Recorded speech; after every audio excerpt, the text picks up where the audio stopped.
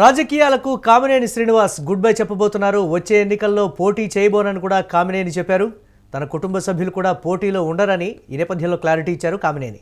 ప్రజాసేవలో నిమగ్నమవుతున్నానని కామినేని చెప్పారు. 1980లో ఎమ్మెల్సీగా పనిచేసినటువంటి పరిస్థితి ఉంది కామినేని శ్రీనివాస్.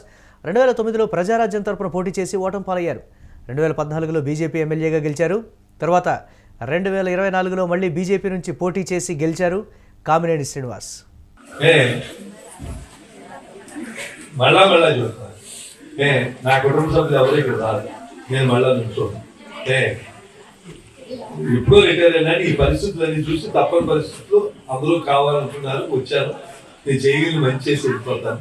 ఎక్కడ అవినీతి కానీ, అరాచకం కానీ, తప్పు కానీ, రౌడీజం కానీ ఉంటారని క్షమించండి. ఎవ్వరు చేసినా అందులో పిల్లలు, మహిళలు, ముసలాళ్ళు, అంగవైకల్యం వాళ్ళ మీదకి వాళ్ళని 100% ప్రొటెక్ట్ చేస్తాను. తప్పకుండా నేను మీకు చెయ్యాలి, మంచి పేరు తెచ్చుకోవాలని వచ్చాను.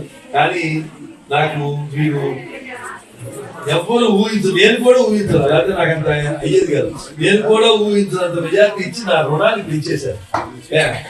దాన్ని తప్పకుండా పనులు చేసి తెచ్చుకుంటాను చెప్పి మేము.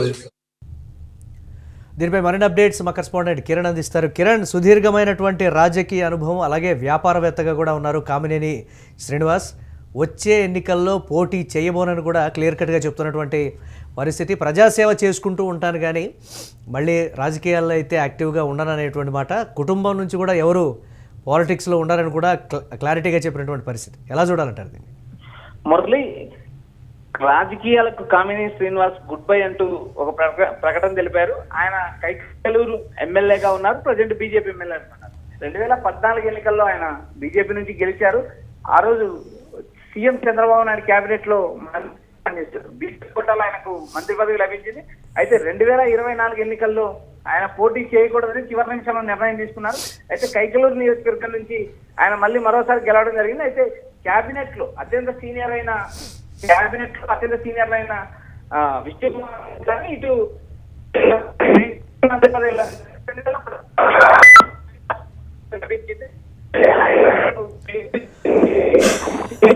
భాగంగా ఉన్న బీజేపీ నుంచి కేవలం సత్యకుమార్ కు మాత్రమే మంత్రి పదవి దక్కింది. మరో మంత్రి పదవి ఖాళీ.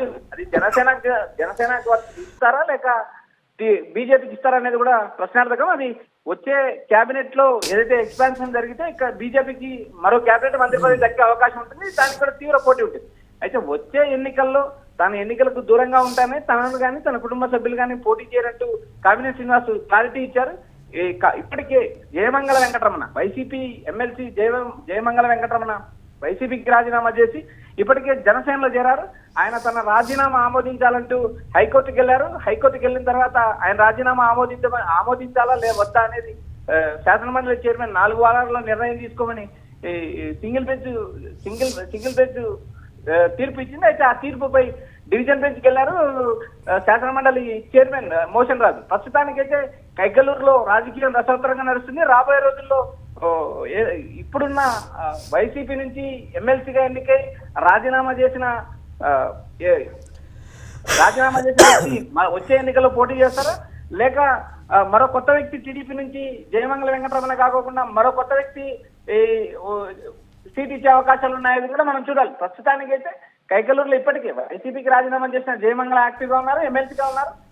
ఆయనకు జనసేన నుంచి అవకాశం వస్తుందా లేక ఆ రోజు ఏదైతే 2029 ఎన్నికల్లో టీడీపీ కూటమికి టీడీపీకి ఆ సీట్ దక్కుతుందనేది ఇప్పటికిప్పుడు చెప్పలేని పరిస్థితి. మురళి, అంటే వివాదరహితుడిగా కూడా పేరున్నటువంటి పరిస్థితి ఉంది కామినేని శ్రీనివాస్కి. ఎక్కడ కూడా వివాదాల జోలికి పోకుండా గతంలో కూడా జగన్మోహన్ రెడ్డి విషయంలో కావచ్చు, లేకపోతే ఆయన ప్రతిపక్షంలో ఉన్నప్పుడు కావచ్చు, ఆయన సౌమ్యంగా వ్యవహరించినటువంటి తీరు కావచ్చు, లేకపోతే ఇదంతా కూడా అందరూ గుర్తు చేస్తున్నటువంటి పరిస్థితి. మళ్ళీ ఇలాంటి పొలిటీషియన్ గతంలో కావచ్చు, లేకపోతే రాబోయే రోజుల్లో ఇలాంటి పొలిటీషియన్స్ తరచుగా ఎంతో అరుదుగా వస్తూ ఉంటారనేది కూడా చాలా మంది చెప్తున్నటువంటి మాట. అసలు ఈ కోణాన్ని ఎలా చూడాలంటారు మనం? మురళి, ఇప్పటికీ వివాదరహితుడిగా పేరున్న కామినేని శ్రీనివాస్ గత అసెంబ్లీ సెషన్ జరిగినప్పుడు ఏదైతే చిరంజీవిని జగన్మోహన్ రెడ్డి అవమానించారంటూ వ్యాఖ్యలు చేయడం, అదేవిధంగా కొంతమంది ఆ రోజున్న నేతలు జోక్యం చేసుకోవడంతో చిరంజీవి మళ్ళీ జగన్ గేట్ దగ్గరకు వచ్చి చిరంజీవిని ఆహ్వానించాడంటూ ఒక వివాదాస్పద వ్యాఖ్య చేశారు. ఈ వ్యాఖ్య పైన నటుడు బాలకృష్ణ తీవ్రంగా స్పందించారు.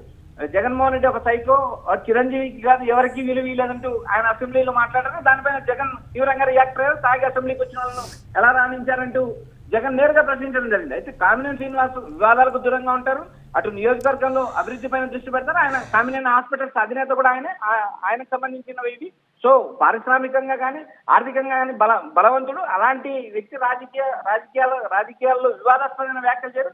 అయితే గత అసెంబ్లీ సెషన్లో మాత్రం వివాదాస్పద వ్యాఖ్యలు చేస్తారు. ఈ వ్యాఖ్యలపై అటు ఏదైతే బాలకృష్ణ తీవ్రంగా రియాక్ట్ కావడం జరిగింది. అయితే ఈయన రాబోయే ఎన్నికల్లో కూడా తాను పాల్గొని తన కుటుంబ సభ్యులు కానీ తన వారసులు కానీ ఎన్నికల్లో పోటీ చేయరంటూ క్లారిటీ ఇచ్చారు.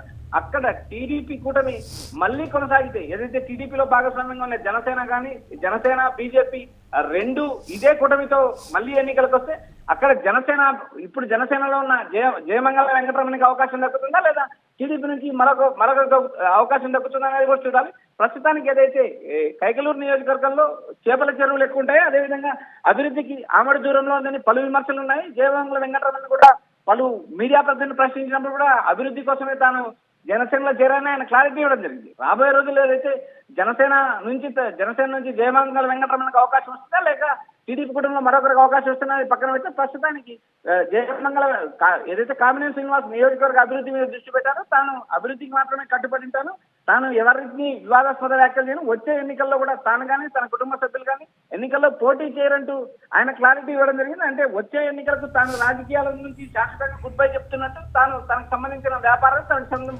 సంబంధించిన సంస్థలు ప్రజాసేవ ఏదైతే తాను రాజకీయాల నుంచి విరమించుకున్నా ప్రజాసేవ కొనసాగిస్తానంటూ ఆయన ప్రకటించినది. 1980 ఆ మధ్య ప్రాంతంలోనే ఎమ్మెల్సీ అయ్యారు. 2014లో ఎమ్మెల్యే అయ్యారు. 2024లో మరోసారి ఎమ్మెల్యే అయ్యారు. ఒకసారి మంత్రి అయ్యారు. రాజకీయంగా అనుభవంలో అంతేకాకుండా వివాద రహితుడు. రాబోయే రోజుల్లో తాను శాశ్వతంగా రాజకీయాలు గుడ్ బై చెప్తారని కైకలూరు నియోజకవర్గంలో ఒక లోటు అంటూ అక్కడ ఉన్న రాజకీయ నాయకులు రాజకీయ విశ్లేషకులు ప్రజలు కూడా అభిప్రాయపడుతున్నారు. Murali right, thanks for updates Kiran. రాజకీయాలకు కామినేని శ్రీనివాస్ గుడ్ బై అనేటువంటి వార్త నిజంగా నియోజకవర్గంలో అందరూ కూడా చెప్తున్నటువంటి పరిస్థితి ఉంది. వచ్చే ఎన్నికల్లో పోటీ చేయబోనని కూడా కామినేని శ్రీనివాస్ కీలకమైనటువంటి కామెంట్స్ అయితే చేశారు. తన కుటుంబ సభ్యులు కూడా పోటీలో ఉండరని కూడా ఈ నేపథ్యంలో ఆయన చెప్తున్నటువంటి పరిస్థితి ఉంది. ప్రజాసేవలో నిమగ్నమవుతానని కూడా కామినేని క్లారిటీ ఇచ్చారు. 1980లోనే ఎమ్మెల్సీగా పనిచేశారు కామినేని శ్రీనివాస్. 2009లో ప్రజారాజ్యం తరపున పోటీ చేసి ఓటమి పాలయ్యారు.